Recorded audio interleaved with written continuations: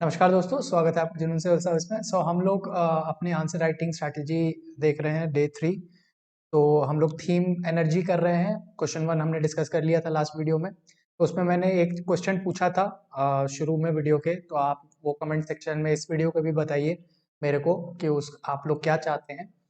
तो जैसा भी मैक्सिमम लोगों का रिप्लाई रहेगा तो मैं वैसा करूँगा। तो आप प्लीज़, अगर आपने वो नहीं देखा है तो लास्ट वीडियो में देख के मेरे को इस वीडियो के भी कमेंट सेक्शन में बताइए। इन दोनों वीडियोस के मैक्सिमम कमेंट्स का जैसा रिप्लाई रहेगा तो मैं वैसा ही करूँगा। तो हम जल्दी से आ जाते हैं अपने इस आंसर के भी। अब मैं ज़्यादा बड़ा वीडियो नहीं बनाऊंगा, छोटे ही वीडियो बनाऊंगा। तो जल्दी जल्दी हम लोग इसको देख लेते हैं। अगेन हम आए इसके क्वेश्चन के डिमांड पर। तो हम देखते हैं यहाँ पे हमें की कंटेंट देखना है। अ, तीन चीजें पूछी गई हैं। हमें पहला बताना है कि हमारा जो रेन्यूएबल एनर्जी रिसोर्स है इससे आप क्या समझते हैं। सेकेंड चीज जो बतानी है आपको वो है कि present situation power sector generation में क्या है, और current status with respect to renewable energy resource भी आपको बताना है, और फिर कुछ टेक्नोलॉजिकल इंटरवेंशन आपको बताना है जिससे हम अपने प्रेजेंट डे की इंक्रीजिंग डिमांड को हम फुलफिल कर सकें। तो अगेन ये हमारे डिस्टिंक्ट जो है तीन सब पार्ट रहेंगे हमारे इस आंसर में, इंट्रोडक्शन और कंक्लूजन के अलावा। आप इन चीज़ों को लिखिए। यहाँ पे आप इंट्रोडक्शन को थोड़ा आप स्किप भी कर सकते हैं क्योंकि डायरेक्टली रिन्यूएबल एनर्जी से पूछा हुआ है, तो आप डायरेक्ट उससे भी स्टार्ट कर सकते हैं, कोई फर्क नहीं पड़ेगा। बट ये तीन डिस्टिंक्ट चीज़ें और कंक्लूजन आपके आंसर्स में होने चाहिए। तो ये हमारा एक स्ट्रक्चर होगा। अगेन बार बार मैं ये चीज़ बोलता हूँ, आप हेडिंग बनाया है फिर उसके अंदर आप सब हेडिंग करके अपना एक्सप्लेनेशन दे सकते हैं। तो जल्दी से हम आगे बढ़ जाते हैं। रिन्यूएबल एनर्जी रिसोर्स क्या होता है। रिन्यूएबल एनर्जी रिसोर्स वो होता है जो कॉन्स्टेंटली रिप्लेनिश होता रहता है, जैसे सोलर हो गया, विंड हो गया। ये कभी खत्म नहीं होंगे, ये हमेशा रहेंगे, इसीलिए इनको रिन्यूएबल एनर्जी रिसोर्स बोला जाता है। अगेन आप डेफिनेशन एक बार देख लीजिएगा। आगे बढ़ते हैं। अगर हमें स्टेटस और रिक्वायरमेंट बताना है अभी पावर जनरेशन का, तो ये एक फैक्ट है जो आपको वैसे भी पता होना चाहिए, क्योंकि आप इसको अदर जो क्वेश्चंस हैं उन वहां पे भी कोट कर सकते हैं, इकोनॉमी के, करंट के। तो ये आपको बेसिक पता होना चाहिए। तो 2020-21 के अकॉर्डिंग जो पावर मिनिस्ट्री का जो डेटा है, तो उसके अकॉर्डिंग ये पावर सप्लाई हमारा जो है कंडीशन ये है। तो हमारा एग्जैक्ट आपको नंबर्स याद करने की जरूरत नहीं है, मैं ये नहीं कह रहा कि आपको एग्जैक्ट, पर आपको मोटा मोटा एक आइडिया होना चाहिए कि हमारा अभी डेफिसिट में चल रहा है। तो ये चीज हमारा एक डेफिसिट में है एनर्जी, और वो परसेंटेज टर्म में अराउंड 0.3% है। और जो हमारा पीक डिमांड है और पीक मेट है वो भी अपना डिफिसिट में चल रहा है। तो there is a demand supply gap, ये आपको बेसिक समझना है। अगर आपको बहुत नहीं भी याद रहता है तो आप एटलीस्ट इतना याद रखिए कि डिमांड और सप्लाई में गैप है और हमारा चल रहा है। तो ये आपको एक आइडिया होना चाहिए। तो एक की ऑब्जर्वेशन ये है कि पहले के सालों में हम देखते थे कि जो डेफिसिट परसेंटेज था ये बहुत ज्यादा था। तो from 2009-10 till 2021 there has been a constant deficit of demand and supply. तो ये अराउंड 8 से 10% का होता था जब 2009-10 से 12-13 के अराउंड। बट अभी हम देख रहे हैं कि लास्ट 5 सालों में ये डेफिसिट 1% से कम हो गया है, जो कि हमने अभी देखा -0.3% था।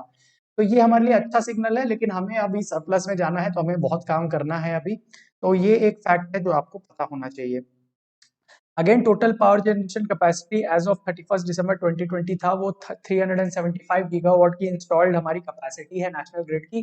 तो ये आपको फिगर जरूर पता होना चाहिए और आपको ये आंसर्स में जरूर कोट करना है। तो ये चीज हो गई। अब हम अगर रिन्यूएबल परसेंटेज का टोटल एनर्जी मिक्स में देखें तो कितना परसेंटेज है, तो अराउंड हमारा 36.7% जो है टोटल रिन्यूएबल एनर्जी से आता है, जिसके अंदर हम लार्ज हाइड्रो इलेक्ट्रिक प्लांट्स को भी अगर हम इंक्लूड कर लेते हैं तो। और हमारा जो ग्रॉस इलेक्ट्रिसिटी कंजम्पशन था वो लगभग 1200 किलोवाट आवर है पर कैपिटा, मतलब कि पर कैपिटा जो है लगभग 1200 किलोवाट हम लोग का एनर्जी कंज्यूम करते हैं, जो कि as compare to the whole world काफी जो डेवलप्ड नेशन है उसके उनके रेस्पेक्ट में काफी कम है। तो ये कुछ फैक्ट्स है जो आपको पता होने चाहिए। अब टोटल कंट्रीब्यूशन अगर हम देखें, जो हमारा एनर्जी मिक्स है उसके अंदर 61% थर्मल का है, इसके अंदर कोल का 53% है और गैस का 6.6% है। ये सारा डेटा मैंने पावर मिनिस्ट्री से लिया है, आप भी जाके वहां पे देख सकते हैं। तो ये एक चीज थी। हाइड्रो का जो है लार्ज पावर प्लांट उसका अराउंड 12.2% है। अप्रॉक्स एटलीस्ट परसेंटेजेस आपको याद होने चाहिए। एब्सोल्यूट अगर मेगावाट आपको नहीं भी याद है तो चलेगा, बट आपको एक परसेंटेज टर्म्स में डेफिनेट आपको पता होना चाहिए, वो आपको आंसर्स में कोट करना ही है। तो ये चीज आपको पता होनी चाहिए। इसीलिए हम देखते हैं कि हमारा जो है रिन्यूएबल की तरफ हम जाना चाहते हैं, क्योंकि हमारा जो रिन्यूएबल है वो अराउंड सिर्फ 36.7% है जैसा हमने पहले देखा था, और अराउंड 61% जो है वो हमारा थर्मल से आता है। अगेन हम इस चीज को देखते हैं, अगर हम लार्ज हाइड्रो को हटा दें तो बाकी हाइड्रो जो हमारा रिन्यूएबल है वो अराउंड 24.5% होता है। अगर हम large hydro electric power plant जो होता है, जो हमारा 12% लगभग देता है, उसको अगर हम हटा दें तो लगभग 24% है। तो इसका अगर हम ब्रेकअप देखें बाकी का, तो वो कुछ इस तरीके से है। न्यूक्लियर का जैसे हमने लास्ट में भी डिस्कस कर लिया था, अराउंड 1.81% है। 6780 मेगावाट हमारा न्यूक्लियर प्रोड्यूस करता है। ये एब्सोल्यूट फिगर्स आप देख सकते हैं। बाकी आप मोटा मोटा अगर याद कर ले तो बहुत अच्छी बात होगी आपके आंसर्स के लिए, बट अगर नहीं भी कर पाए तो कोई बड़ी बात नहीं है। लेकिन अगर आप अप्रोक्सीमेट फिगर्स एटलीस्ट अगर याद रखें और आंसर्स में कोट कर सकें तो ये काफी आपके लिए बेनिफिशियल होगा। तो ये हमारे कुछ प्रेजेंट स्टेटस है। अगर हम टारगेट की बात करके चले तो हमारा 175 गीगावाट का टारगेट है बाय 2022, जिसके अंदर हम देखते हैं कि हमारा 60 गीगावाट का विंड पावर, 100 गीगावाट का सोलर, 10 गीगावाट का बायोमास और 5 गीगावाट का स्मॉल हाइड्रो पावर। तो ये हमारे गवर्नमेंट के टारगेट है जो हमें 2022 तक अचीव करना है। तो ये भी क्वेश्चन में पूछा हुआ था, जो कि आप आंसर में अपने एग्जैक्ट लिखेंगे। अगर हम देखें अब न्यू टेक्नोलॉजी, हमारी एनर्जी डिमांड बढ़ रही है, अब हम लोग कैसी टेक्नोलॉजी को यूज करके कर सकते हैं, तो हम लोग 3 तरीके से इस चीज को कर सकते हैं। तो जो भी हमारा जो अभी जो न्यू पावर प्लांट को हम सेटअप कर सकते हैं, जो न्यू टेक्नोलॉजी से बनेगा, ताकि वो काफी और न्यू टेक्नोलॉजी से आएगा तो उसकी प्रोडक्टिविटी हाई होगी, तो वो आप कर सकते हैं, setting up of new power plants with new technology. Second step जो आप उठा सकते हैं वो ये है कि जो हमारे एग्जिस्टिंग पावर प्लांट्स है उनकी प्रोडक्टिविटी और एफिशिएंसी को बढ़ाया जाए टेक्नोलॉजी को यूज करके। तो ये सेकंड तरीका होगा। थर्ड तरीका होगा कि जो हमारे नॉन कन्वेंशनल एनर्जी रिसोर्सेज है, नई टेक्नोलॉजीज को लाया जा सके, ताकि हम उसके अंदर और इम्प्रूवमेंट और तरीके एनर्जीज को हम ला सके। तो ये 3 सब हेडिंग होगी इसके अंदर। अब हम इसके और डेप्थ में जाएंगे। आई होप स्ट्रक्चरिंग और प्रेजेंटेशन तो मैंने हर क्वेश्चन में बताता ही आ रहा हूँ, तो आप कर ही लेंगे। तो अब हम पहला अगर पार्ट देखें, setting up of new power plant with new technologies, तो सुपर क्रिटिकल और अल्ट्रा सुपर क्रिटिकल टेक्नोलॉजी को अगर हम यूज करें इंस्टेड ऑफ सब क्रिटिकल टेक्नोलॉजी, तो ये आपकी थर्मल पावर प्लांट की एफिशिएंसी को इंक्रीज करने में हेल्प करेगा। तो ये आप टेक्नोलॉजिकल इंटरवेंशन लिख सकते हैं। और ये आप ये सारा फैक्ट, ये नॉर्मल जनरल पॉइंट है, ये आप देख सकते हैं, ये कोई बड़ी चीज नहीं है। अगेन अगर हम सेकंड पॉइंट पे आए, increase the productivity and efficiency of existing power plants, तो एक तो हुआ कि हम नए पावर प्लांट बना लें, दूसरा है कि हमारे पास जो ऑलरेडी पावर प्लांट्स हैं, क्यों ना हम उनकी प्रोडक्टिविटी और एफिशिएंसी को बढ़ाएं, तो उससे भी तो हमारी एनर्जी डिमांड को हम फुलफिल कर सकते हैं। तो वो भी हम लोग कर सकते हैं। अब एफिशिएंसी 3 लेवल पे मेजर की जाती है, economic, operational and energy efficiency. So और इसकी भी जो है हर थर्मल पावर प्लांट के अकॉर्डिंग ये चीज वेरी करती है। तो अगर आप ऑक्सिलरी पावर कंजम्पशन जो है, अब वो अराउंड 10% है, तो अगर टेक्नोलॉजी को यूज करके अगर उस चीज को, एफिशिएंसी को अगर यूज बढ़ाया जाए, तो ये हमारे लिए बहुत हेल्पफुल होगा। तो ये एक चीज था। अगर हम अपनी थर्ड पॉइंट पर आए, use of technology to improve non conventional energy resource, तो अगर आप ministry of new and renewable energy की वेबसाइट पे जाएंगे तो वहाँ न्यू टेक्नोलॉजीज के अंडर ये 3-4 चीजें दी हुई हैं: hydrogen energy, geothermal energy, ocean energy और वेस्ट टू एनर्जी। तो ये चीजें आप कोट कर सकते हैं अपने आंसर में। न्यू टेक्नोलॉजी में जो है आप इसको लिख सकते हैं, जो कि यूज हो भी रहा है, गवर्नमेंट काम कर रही है इन पे। तो ये न्यू टेक्नोलॉजी है जिसके तरीके से आप नॉन कन्वेंशनल जो एनर्जी रिसोर्सेज है उसको आप टेक्नोलॉजी को यूज करके और एक्सपैंड कर रहे हैं डिफरेंट डिफरेंट अपनी टाइप्स की एनर्जीज के लिए। अगर हम देखें जो एग्जिस्टिंग हमारी सोलर फोटोवोल्टाइक सेल है, तो उसके अंदर भी आप silicon based solar photovoltaic cell जो है वो यूज होता है, तो वो डोमिनेंट रहेगा, जो कि third generation thin film based होता है। तो ये चीज है हमारी जो मटेरियल जो यूज होता है सोलर फोटोवोल्टाइक सेल में, तो ये आप यूज कर सकते हैं टेक्नोलॉजी में।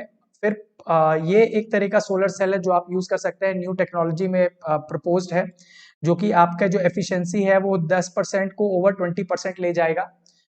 तो ये एक स्टिल अभी अर्ली स्टेजेस में है research and development, but still आप अपने आंसर्स में लिख सकते हैं टेक्नोलॉजी को यूज करके कैसे आप नॉन कन्वेंशनल एनर्जी रिसोर्सेज को आप इम्प्रूव कर सकते हैं। Again third generation photovoltaic cell है जो कि आपका एफिशिएंसी करेगा, लो कॉस्ट को लो करेगा, मटेरियल्स को, कॉम्प्लेक्सिटी को। तो ये आप लिख सकते हैं। एक फोर्थ पॉइंट ये है कि इंटीग्रेशन कर सकते हैं आप इलेक्ट्रिक व्हीकल्स को पावर ग्रिड से। तो ये भी एक टेक्नोलॉजी है जो कि प्रपोज किया हुआ है, अभी यूज में नहीं है। तो इससे एक इसका मतलब लॉजिक क्या है कि आपकी मोस्टली गाड़ियां जो है खड़ी रहती है, चाहे वो घर पे खड़ी हो या ऑफिस में खड़ी हो, तो उसको नियरेस्ट अगर पावर ग्रिड से यूज करके उसको एज अ स्टोरेज यूज कर सके, तो जो ओनर भी है उस इलेक्ट्रिसिटी जो डेवलप होगी उसको वो बाद में बेच सकते हैं। यही चीज लिखी हुई है, there is a possibility of using electric vehicles as storage devices with the potential of selling electricity back to the grid during peak demand while the vehicles are not being used। तो जब vehicle use नहीं हो रहे हैं तो उसको आप storage device की तरह यूज कर सकते हैं और वो इलेक्ट्रिसिटी को आप बेच सकते हैं। तो ये एक इंसेंटिव भी क्रिएट करेगा जो ओनर्स हैं उसके लिए। तो ये एक तरीका है जो टेक्नोलॉजी में आप यूज कर सकते हैं और अपने आंसर्स में लिख सकते हैं। अगेन ये अभी प्रपोज स्टेज में है, लोग रिसर्च कर रहे हैं इस चीज पे, बट आप अपने आंसर्स में लिख सकते हैं। अनेबलिंग डिजिटल टेक्नोलॉजी को आप अपनी एनर्जी सिस्टम्स के अंदर इंक्लूड कर सकते हैं, ये भी आप पॉइंट लिखिए अपने में। Digitisation of energy systems that become more connected, intelligent, predictable and sustainable. अब ये जो कीवर्ड होती हैं कनेक्टेड, इंटेलिजेंट, प्रेडिक्टेबल, सस्टेनेबल, इस तरह के अगर आप कीवर्ड्स लिखते हैं तो एग्जामिनर पे आपका अच्छा इंपैक्ट पड़ता है। तो आप इन कीवर्ड्स को भी जरूर यूज कीजिए अपने आंसर के अंदर। तो क्योंकि सिर्फ कंटेंट नहीं होता है, क्योंकि कंटेंट सब लोग लिख रहे हैं, तो कंटेंट के साथ साथ आपको एक एक्स फैक्टर भी चाहिए। तो अगर आपका स्ट्रक्चरिंग, प्रेजेंटेशन, कंटेंट तो होता ही है, बट अगर इन चीजों पे भी अगर आप वर्क करेंगे तो आपको वो एक एक्स्ट्रा एज मिलता है डेफिनेट। तो स्मार्ट पावर ग्रिड्स को आप ये चीज कर सकते हैं, can match and integrate intermittent sources of electricity such as solar and wind power with transport systems on a wide scale owing to the cross sectional nature of mobility. तो ये तो सिंपल पॉइंट्स हैं, I think इसके अंदर ज्यादा कुछ समझाने का नहीं है। तो ये चीज आप देख सकते हैं, जो है एनर्जी से रिलेटेड जो हमारी टेक्नोलॉजी थी। बाकी आप पीडीएफ में रीड कर लीजिएगा, ज्यादा मैं रीडिंग नहीं कर रहा हूँ। सिंपल पॉइंट्स है, ज्यादा कुछ है नहीं, यूजर बिहेवियर और एनर्जी इन बिल्डिंग, ये सारी चीजें हैं, तो ये आप देख लीजिएगा। तो ये हमारा एक स्ट्रक्चर था और प्रेजेंटेशन था, कंटेंट था इस सेकंड आंसर का। तो आई होप आपको ये टॉपिक और ये क्वेश्चन से मदद मिली हो। अगर आपको और कोई डाउट है तो आप मुझे कमेंट सेक्शन में बताइए, मैं उसको एड्रेस करने की बिल्कुल कोशिश करूंगा। जो मेरा एक क्वेश्चन था लास्ट वीडियो में, उसके बारे में भी आप कमेंट सेक्शन में मुझे बताइए।